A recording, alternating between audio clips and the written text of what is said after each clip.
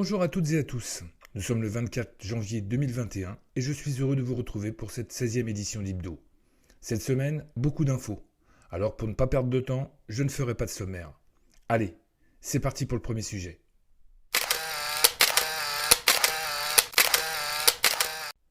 Je fais ce sujet à l'heure où quelques-uns d'entre vous m'ont fait comprendre qu'en disant que le Covid-19 était une supercherie sur mon compte personnel et que je n'étais guère meilleur que ceux qui affirmaient que la Terre est plate, et aussi que je ne respectais pas le décès de leurs proches. Déjà, je les prie de m'excuser si mes propos les ont blessés et ont été mal interprétés. Ce n'était pas mon intention. Quand je dis que le Covid-19 est une supercherie, je ne nie pas son existence. Je dis juste qu'il n'est pas plus meurtrier qu'une grippe et les chiffres parlent d'eux-mêmes. Et si les médias nous ont fait croire que cette maladie avait surchargé les services de réanimation, il faut se souvenir que les gouvernements successifs ont détruit nos hôpitaux. Je vous invite d'ailleurs à visionner le sujet que j'ai traité sur mon hebdo numéro 4 du 18 octobre, dans la deuxième partie, où j'ai posé un florilège des éditions télévisées qui chaque année faisaient un sujet sur la surcharge des services de réanimation. Je vous laisse vous faire votre avis. Maintenant, je vais développer les chiffres car certains pensent qu'il y a plus de morts cette année que dans les années précédentes. Et sûrement à juste raison, surtout chez les plus de 65 ans. À cela, il y a une explication simple. Les baby boomers, les personnes nées entre 1946 et 1975 qui ont entre 45 et 74 ans en 2020. Je vais prendre 2 années où il y a eu beaucoup de morts en France en 2017 et en 2020. Entre ces 2 années, on s'aperçoit dans un premier temps qu'il y a 826 513 personnes de plus qui dépassent les 65 ans en 2020 par rapport à 2017, soit 7% de plus en 3 ans. Sur ce graphique, on compare l'épidémie de grippe en 2017 avec l'épidémie de Covid-19 en 2020 au moment de leur pic épidémique. Pour ce qui concerne les personnes de moins de 65 ans, quel que soit le virus, ils ne sont quasiment pas touchés par la mortalité, mais au-delà de 85 ans, surprise, la grippe de 2017 se révèle beaucoup plus mortelle que le Covid. Si la grippe qui a eu lieu en 2017 avait sévi en 2020 à la place du Covid, en théorie, nous aurions eu 8500 décès de plus. Par cet exercice, il est prouvé que les décès dus au Covid sont plus nombreux chez les vieux car ils sont plus fragiles, et pour répondre à ceux qui me disent complotistes, je répondrai juste qu'il suffit d'un tour de passe-passe en donnant un nouveau nom à un virus proche de la grippe pour instiller une psychose.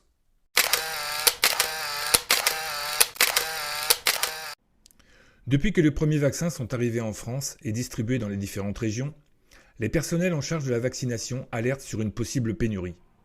Alors que les Français sont plutôt réfractaires, ne serait-ce pas une stratégie du gouvernement pour faire croire à un véritable succès de la campagne vaccinale, et qu'ils se sont laissés dépasser par l'engouement des Français, et de ce fait, inciter les réticents à réclamer leur injection à leur tour. Ou alors, est-ce dû à l'incompétence du ministère de la Santé, son chef en tête? Peut-être un peu des deux à bien y réfléchir. Alors, Pfizer vient peut-être de trouver une parade à cette pénurie, la 6e dose. Je m'explique. Chaque flacon du vaccin à ARN messager des laboratoires Pfizer-BioNTech contient 5 doses. C'est du moins ce qu'il y a écrit sur la notice d'utilisation. Pour info, il faut rajouter dans ce flacon l'équivalent de 1,8 ml de chlorure de sodium, permettant de passer de 5 doses à 6, puisque chaque patient doit recevoir 0,3 ml de produit. Jusque-là, personne ne l'avait remarqué, mais plusieurs équipes vaccinales ont alerté l'Agence européenne du médicament, qui ont vu aussitôt l'opportunité de cette 6e dose et ont validé l'autorisation d'administrer celle-ci. Mais pour cela, il faudra être équipé d'aiguilles à faible espace mort, puisque si des aiguilles standards sont utilisées, il y a de fortes chances pour que la 6e dose ne puisse être prélevée du fait de leur espace mort. Problème, tous n'ont pas accès à ces seringues préconisées par l'Agence européenne du médicament, qui a réagi en indiquant que très bientôt serait livré le bon matériel. Un couac de plus dans la gestion de cette crise sanitaire. Voilà, la 6e dose devient une aubaine pour les laboratoires Pfizer qui ainsi retrouve un peu d'air dans sa production en flux tendu, qui commençait à faiblir. La France va donc recevoir 20% de flacons en moins que prévu, et cela pour le même prix. Un joli bénéfice pour le laboratoire, beaucoup moins pour nos impôts. C'est maintenant officiel. Des variants émergent un peu partout dans le monde et le hasard fait que cela arrive au moment où les campagnes de vaccination commencent. Alors, est-ce que les vaccins à ARN messager peuvent être à leur origine? Pour le moment, il est difficile de répondre à cette question. Mais avouez que la coïncidence est troublante. Les autorités sanitaires demandent formellement un lien. Pourtant, certains de ces variants sont apparus peu de temps après le début de la campagne vaccinale, alors que d'autres, non. Attendons et prenons du recul, mais restons vigilants. Affaire à suivre.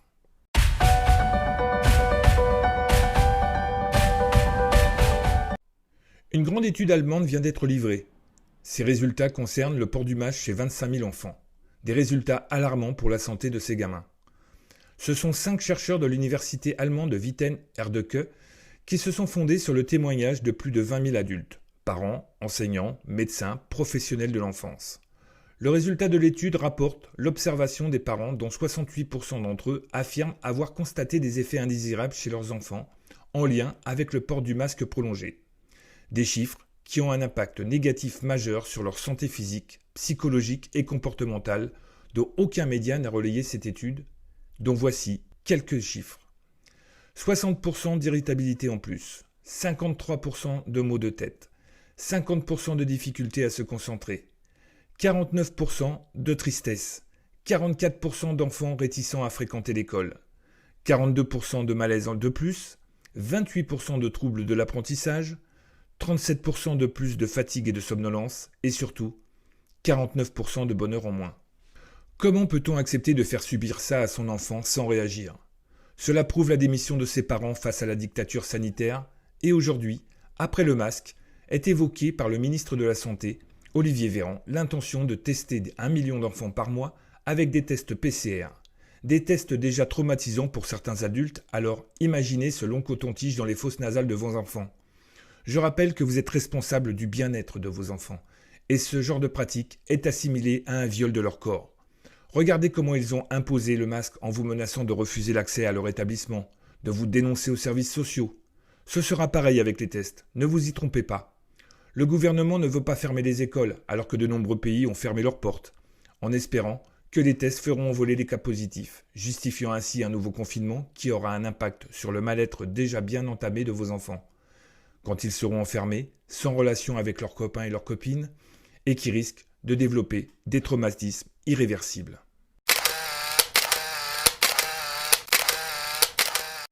Et oui, le gouvernement n'en finira jamais de nous surprendre avec leurs idées toutes plus loufoques les unes que les autres. Après le passage du couvre-feu de 18h au lieu de 20h, rien ne semble avoir changé dans la propagation du virus, ce qui prouve que les décisions sont mauvaises, mais je voulais vous parler des nouvelles mesures imaginées par le Conseil scientifique. Première idée, une distanciation physique qui va passer de 1 mètre à 2. Prévoyez de mettre dans votre poche un mètre ruban pour ne pas risquer de prendre une amende de 135 €. Vous pouvez reculer s'il vous plaît? Pardon? Vous pouvez reculer s'il vous plaît? Il n'y a pas 1 mètre là. Reculez s'il vous plaît. Non mais attendez. Regardez. Ça c'est 1 mètre. Donc vous reculez s'il vous plaît. Merci, patiente. Prenez le doigt s'il vous plaît. Deuxième idée choc, se taire dans les transports pour éviter de propager le virus. Alors le masque ne suffit plus, il faut se taire aussi ? On devrait peut-être proposer la même chose au gouvernement et aux journalistes mainstream pour éviter de propager la terreur ? Qu'en pensez-vous ? Troisième idée, ne plus utiliser les masques artisanaux car ils ne protègent pas. Pourtant, le gouvernement a bien été content quand les couturières se sont mobilisées pour fabriquer ces masques à la chaîne, alors que les masques chirurgicaux venaient d'être brûlés. Mais la raison est sûrement ailleurs, ces masques ne rapportent rien à l'État. Pourtant, eux non plus ne protègent pas du Covid. Il suffit de lire la boîte, c'est écrit dessus. Voilà, c'est tout pour aujourd'hui. Rendez-vous la semaine prochaine pour de nouvelles absurdités imaginées par nos dirigeants.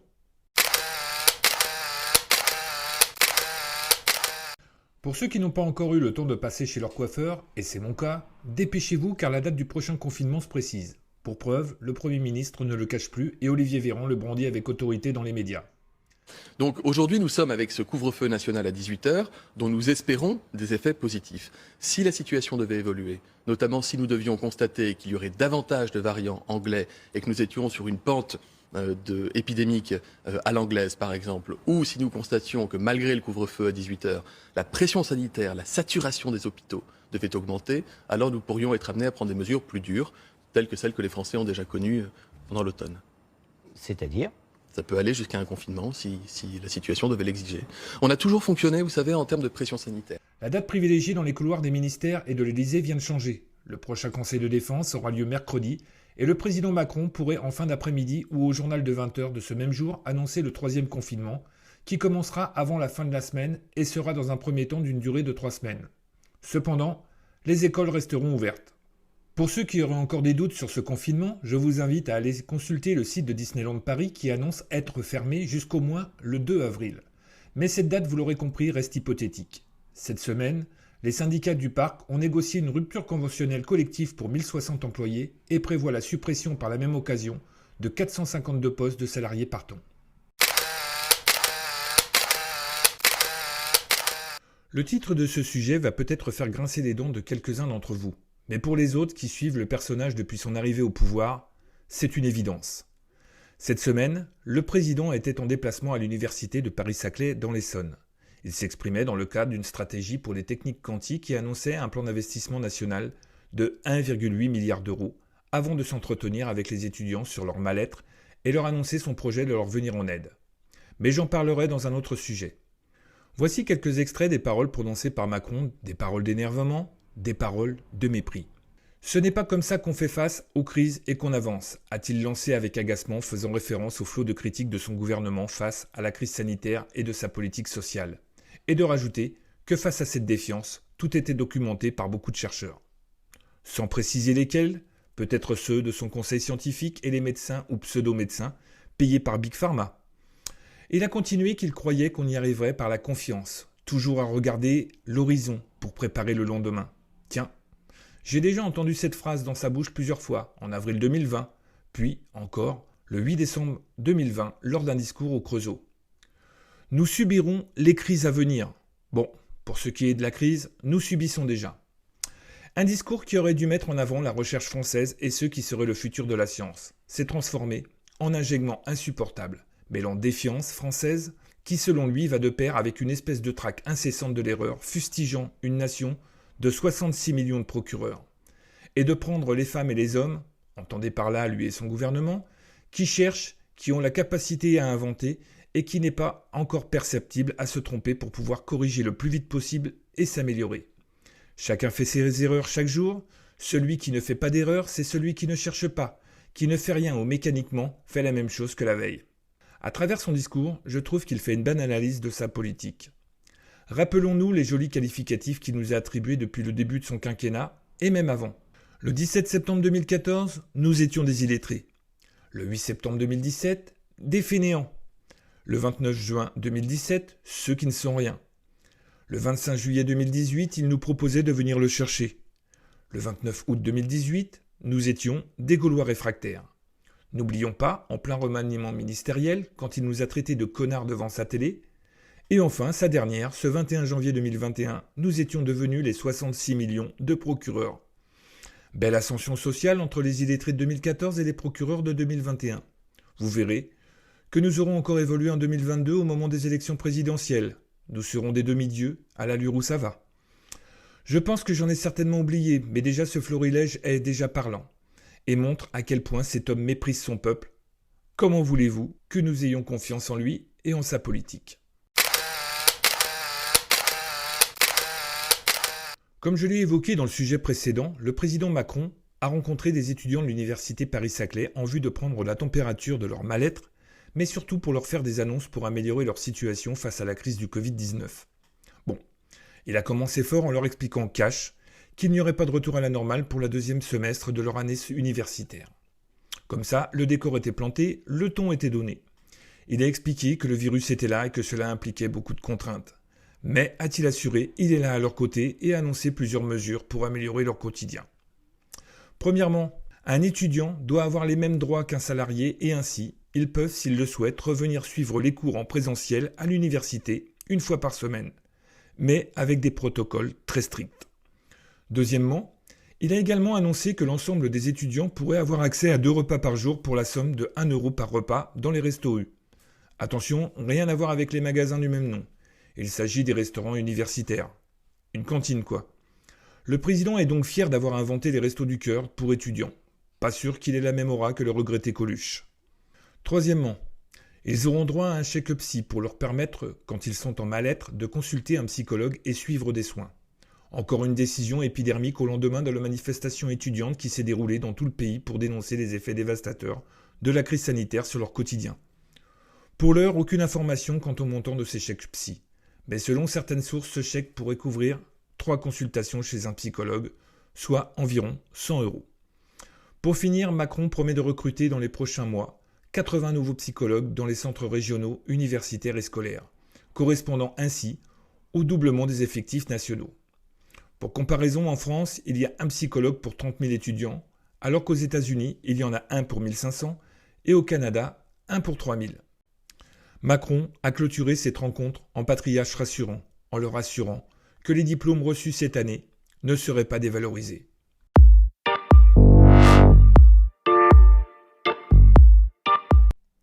Alors que la menace d'une non-réouverture des stations de ski pour février plane, la station de Risoul a décidé de faire une action choc pour prouver que respecter un protocole sanitaire sur tout le domaine était facilement applicable, et les saisonniers le prouvent à travers les images qui suivront l'interview d'Axel et de Ben. Pourtant, les annonces gouvernementales risquent d'être négatives. Vous voulez prouver qu'il est facile de mettre en place des protocoles simples ? Tout à fait, on voudrait montrer déjà que si les annonces gouvernementales étaient négatives, ce serait incohérent avec la réalité de ce qui se passe aujourd'hui. Nous, en station, on a mis un protocole en place qui nous permet à l'heure actuelle d'ouvrir. On laisse le métro ouvert parisien, le métro parisien ouvert, qui accueille 4,1 millions de personnes par jour. Dans le métro parisien, il n'y a quasiment aucun protocole sanitaire mis en place. À part des affichages où on demande aux gens de respecter la distanciation sociale, et tout le monde sait parfaitement qu'aux heures de pointe, c'est pas fait. On n'a pas de gel hydroalcoolique, ou beaucoup moins que nous ici dans les files d'attente.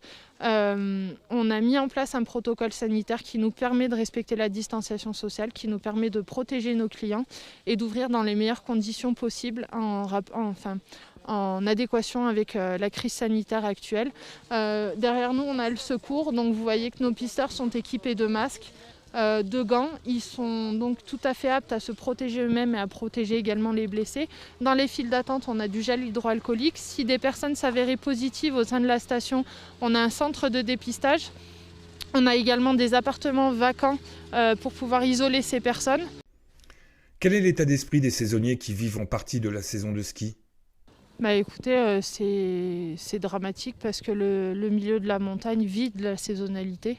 Et c'est pas uniquement les remontées, c'est pas uniquement les commerçants dans les stations, c'est des retombées économiques aussi dans les vallées, que ce soit pour les grandes surfaces, pour les petits commerces de vallées, pour les agriculteurs, que ce soit aussi bien pour les médecins aussi, parce que les médecins vivent également de l'afflux touristique. C'est aussi les sociétés de transport, les bus, etc., les taxis. C'est le monde du spectacle, enfin c'est toute l'économie, je vais parler pour nous pour les Hautes-Alpes, mais c'est l'économie entière des Hautes-Alpes qu'on laisse s'effondrer, et c'est pas admissible aujourd'hui. On peut pas laisser des milliers de gens comme ça, parce qu'à l'heure actuelle, moi j'assimile ça à du mépris. Clairement, c'est du mépris. On est méprisé, il n'y a pas d'autre mot. Le fait de ne pas nous laisser ouvrir alors qu'on peut le faire, qu'on nous a laissé le faire pendant les vacances d'été. Qu'est-ce qui a changé depuis les vacances d'été ? Pourquoi en été on pouvait ouvrir et là on ne peut pas ouvrir ? C'est que toutes les cartes sont jouées à l'avance, c'est du mépris. Il n'y a pas d'autre mot, c'est du mépris. Nous on a besoin de travailler, on aime nos montagnes, on aime notre métier, on aime apporter du bonheur aux gens. Les gens ont aussi besoin d'un peu d'évasion en ce moment, ils ont besoin de se ressourcer. Et quel est le meilleur endroit que la montagne pour pouvoir se ressourcer ? Concernant les hospitalisations, l'encombrement des lits et des urgences, les chiffres donnés sont faux selon toi, Ben ? Alors tout à fait. On est après rendez-vous avec la préfète. On est conscient qu'on est dans une zone apparemment qui est un petit peu dans le rouge au niveau du taux d'incidence et tout ça dans les Hautes-Alpes. Ceci dit, comme vous allez le voir et comme on va le démontrer, tout au long de la journée, nos protocoles sont mis en place, les secours peuvent se faire, nous sommes équipés en station de cabinets médicaux qui disposent de radiographie, qui peuvent prendre en charge toutes les petits traumas et la pobologie sans encombrer les hôpitaux. Et Et jusqu'à preuve du contraire, c'est 5% en fait des blessés sur 95%, c'est 5% finalement qui sont obligés d'être évacués en PGHM ou par moyen héliporté sur des hôpitaux, mais qui finissent en traumatologie, donc ils n'encombrent pas les salles de réanimation. Et nous, on ne comprend pas non plus cet argument du gouvernement qui dit qu'il y aurait un risque en fait en ouvrant d'encombrer les hôpitaux. Alors on sait que nos médecins sont très occupés, ils ont beaucoup à faire et fort à faire au niveau de leurs hôpitaux et ils sont énormément mobilisés depuis le Covid. Mais pour autant, il y a 95% de la traumato et de la bobologie qui se soignent ici dans nos stations et qui est prise en compte. Et quand les gens finissent à l'hôpital, c'est de l'ambulatoire et ils ressortent dans la journée. Je m'appelle Axel, je suis le visage des saisonniers à Risoul.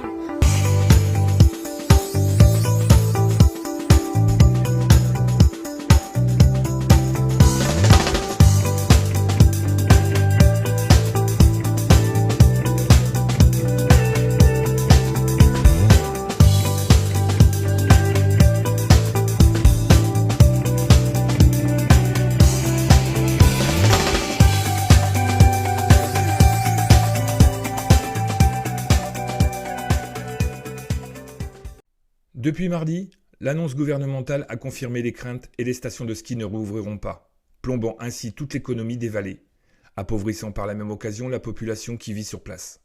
Reste un mince espoir pour avril, mais au vu de la situation, la saison 2020-2021 risque bien d'être une année blanche. Ibdo vit peut-être ses dernières heures s'il subit les foudres de Jupiter, puisque ce dernier a déclaré la guerre aux complotistes. Cela a commencé, dit-on, quand un de ses conseillers s'est plongé de longues heures sur les réseaux sociaux qui annonçait l'arrestation par le FBI du pape François le 9 janvier dernier, visé par 80 chefs d'inculpation, dont celui de trafic d'enfants. Franchement, pour qu'un conseiller de Macron s'intéresse à ce genre de site, il doit vraiment s'emmerder. Bien sûr, l'info est fausse, mais à travers cette anecdote est révélé le nouveau combat des macronistes contre ceux qui oseraient contredire la parole du grand patron. Et encore plus qu'en 2022 va se profiler à l'horizon, pour reprendre une expression chère au cœur du président. Ceci n'est qu'un prétexte pour faire taire les détracteurs de Macron, une forme de censure dissimulée. D'ailleurs, cela a commencé depuis plus de 2 ans, avec le blocage pour une journée ou plus, pour avoir donné un avis qui dérange sur les réseaux sociaux. Et pourquoi ne pas remettre la loi Avia sur la table qui compléterait la loi de sécurité globale, muselant ainsi définitivement les contestataires politiques.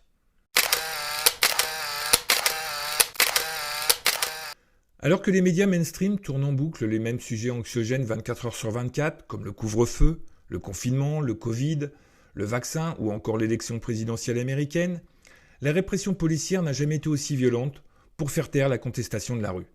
Et je vais passer des images que vous ne verrez jamais sur vos chaînes télévisées qui ont été tournées la semaine dernière dans différentes villes de France, lors des marches pour la liberté qui se sont déroulées dans le plus grand calme, jusqu'à ce que les forces de l'ordre tentent de les disperser avec les moyens qui sont à leur disposition. Commençons par la ville de Strasbourg, où un agent de la BAC a propulsé un manifestant en arrière qui a failli se fracasser le crâne sur un poteau métallique, comme cela est arrivé à Geneviève-le-Guet, à Nice.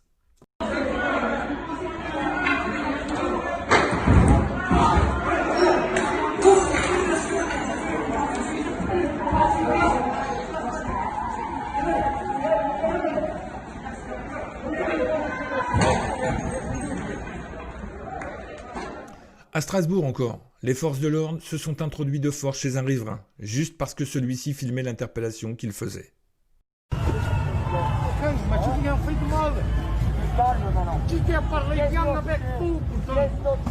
Recule, intervention, recule. Regardez ce que vous faites là. Bah voilà, c'est toi, trou de balle. Moi j'habite ici. Pas derrière nous. Quoi? Moi j'habite ici. Vous avez interpellé, s'il vous plaît. Mettez votre masque. Votre collègue, prenez les gens maintenant. Mettez votre masque. Oui, ça a déjà fait mal. Moi je sais pas la en fait. Pourquoi ça va? Personne n'a plus mal. Vas-y, va frapper. Il n'a rien fait, notre collègue. Attention. Attention, attention.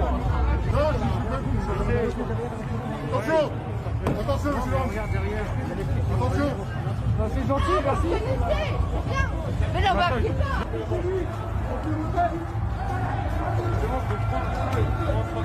Eh, vous rentrez dans l'habitation quand même, les gars. T'inquiète, t'auras pas besoin de gazer. Mais on veut voir, tu vois, on veut voir, on veut savoir. Mon collègue n'a pas rentré comme ça. Oh! Eh, là, c'est la violence, là. On est sérieux, tu peux pas regarder le miroir. Il a rien fait. Ah, il a rien fait. C'est chez lui, là.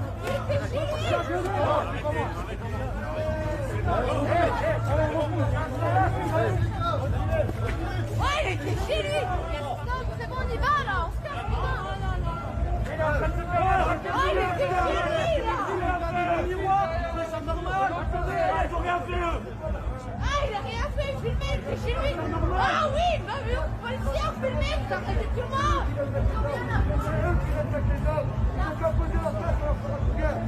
Comme ça, là, j'ai rien, je suis pas armé.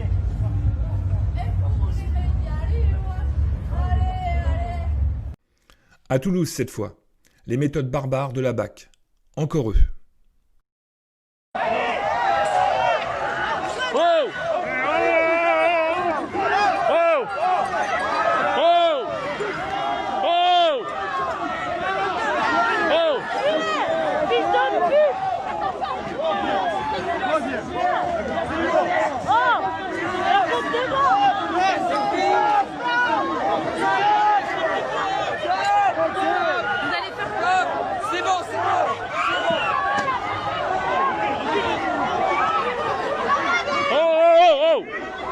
Oh, mais il est fou, lui. Oh! Oh! Oh! Oh, mais il est fou, lui. Oh! À Nantes, la police disperse une manifestation contre la loi de sécurité globale, à coups de canon à eau, de lances à incendie et de bombes lacrymogènes, alors que les manifestants défilaient tranquillement en dansant sur la musique techno. Bien entendu, cela a provoqué les Black Blocs qui se sont frottés au CRS. À l'explosion de la pauvreté, le gouvernement politique global décrète sur le fichage.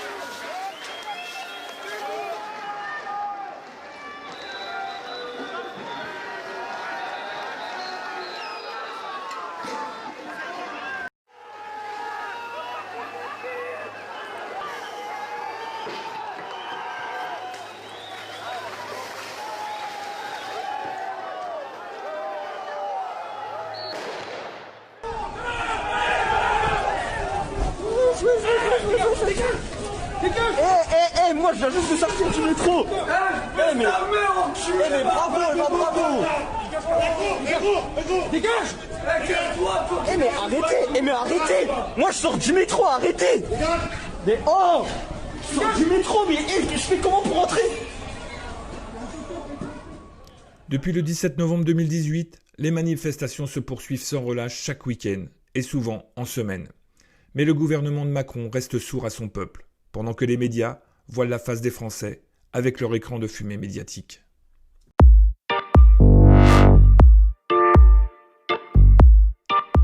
Cette fois, c'est officiel. Joe Biden s'est installé dans le bureau ovale. La contre-attaque de Trump a fait long feu et l'armée n'a pas fait de coup d'État contrairement aux annonces propagées par le mouvement complotiste proche de Trump, Qanon. Joe Robinette Biden Jr. et Kamala Harris ont prêté serment ce 20 janvier 2021, sans masque et sans distanciation. Please raise your right hand and repeat after me. I, Joseph Robinette Biden Jr., do solemnly swear. I, Joseph Robinette Biden Jr., do solemnly swear. That I will faithfully execute. That I will faithfully execute. The office of President of the United States. Office of President of the United States. And will, to the best of my ability. Will, to the best of my ability. Preserve, protect, and defend. preserve, protect, and defend the Constitution of the United States. the Constitution of the United States. So help you God. So help me God. Congratulations, Mr. Thank you. President. Please raise your right hand and repeat after me. I, Kamala Davy Harris, do solemnly swear I, Kamala Davy Harris, do solemnly swear that I will support and defend the Constitution of the United States that I will support and defend the Constitution of the United States against all enemies, foreign and domestic, against all enemies, foreign and domestic, that I will bear true faith and allegiance to the same, that I will bear true faith and allegiance to the same, that I take this obligation freely, that I take this obligation freely, without any mental reservation or purpose of evasion, without any mental reservation or purpose of evasion, that I will well and faithfully discharge that I will well and faithfully discharge the duties of the office on which I am about to enter. the duties of the office upon which I am about to enter. So help me God. So help me God.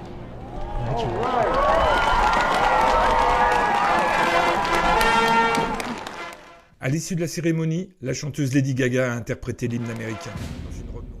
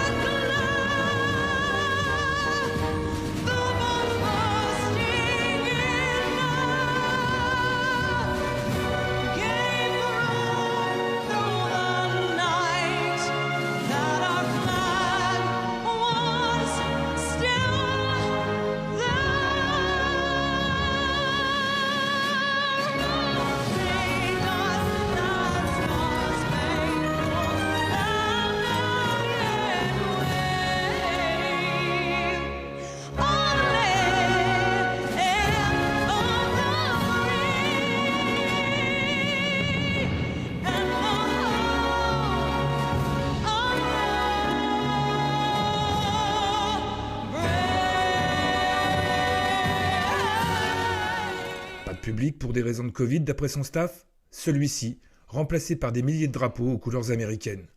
Le nouveau président aurait-il peur de son peuple? D'autant qu'aucune investiture n'a été autant sous protection, avec 25 000 soldats de la garde nationale. Voilà, l'épisode des élections américaines se referme, enfin. Hélas, sans la grâce d'Edward Snowden et de Julian Assange. Et Trump a retrouvé le chemin du monde des affaires, qu'il n'avait jamais vraiment quitté durant son mandat, profitant de sa position pour faire fructifier ses sociétés.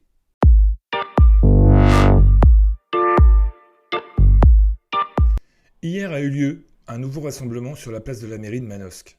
Au programme, beaucoup de prises de parole, de la musique, de la danse, le tout arrosé de bonnes averses. Voici quelques images de cette manifestation.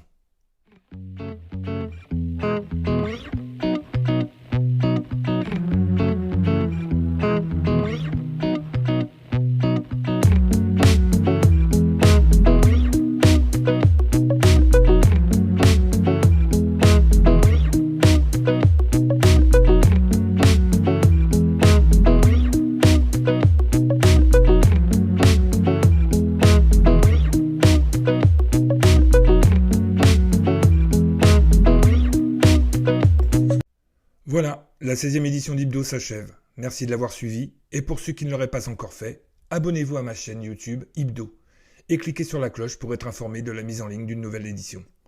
Merci de partager nombreux sur les réseaux sociaux afin de faire connaître cette chaîne d'infos citoyennes. Je vous donne rendez-vous la semaine prochaine, et en attendant, prenez soin de vous.